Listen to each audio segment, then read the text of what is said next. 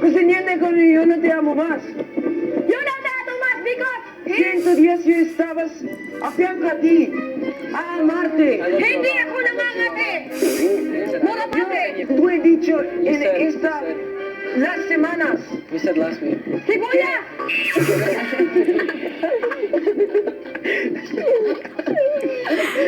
Que me amado con todo tu corazón. And now? Sila hindi medyo nag-uusap. So it's a good thing. And di ba yung date, yun ang silbi ng date, magkakilala sa isa't isa. Ate Mai! Kine!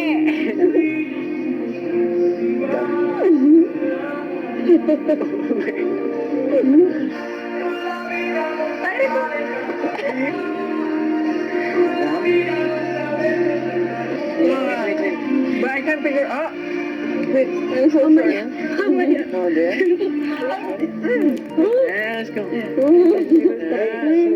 Sweet, sweet. See, I'm very short. You're very short.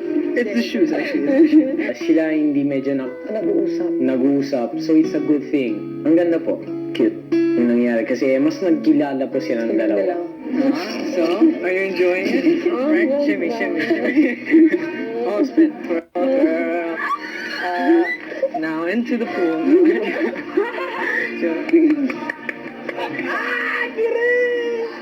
Not gonna, you're gonna go for them, boy. I do? I have something in my teeth? I do. No, you don't. Bagay silang dalawa, no? Do you have something in my teeth? Yes. Oh, really? Saliva. Why? Oh my gosh. Why though? Why? Because it's Norway. But of course. Kung may na-discover man po ako kay Edward, yun po ay masayahin po talaga siyang tao. Oh, one more tour. Yes! Yes! It's in it. Yes! Oh, come Yes! Oh, thanks, Kisses. Thanks. Thank you. That's good. That's great. Sa pagtatapos ng kanilang date, niyaya na nila ang iba pang mga kasama sa labas. Guys, everybody outside. We We're want gonna that- dog food, all so of we're all us, gonna eat it we outside. There's a lot of food. Good job. Good job.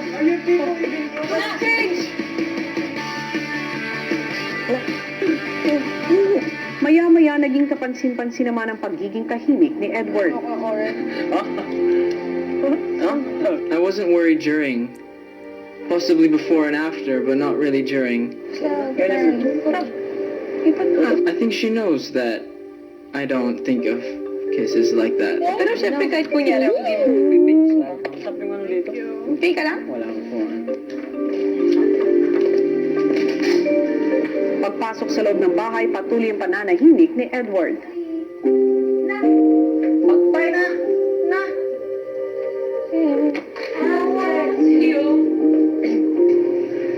Hindi niya pinapansin. Tinisin mo, matamula. Ayoko na po talagang tinutok sa buha kay Edward kasi ayoko lang po makagulo. Good thing yun na nagkakilala kayo. Di ba yun yung gusto mo rin?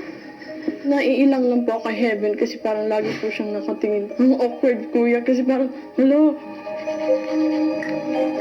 Sobrang sa'yo. Kinilig talaga.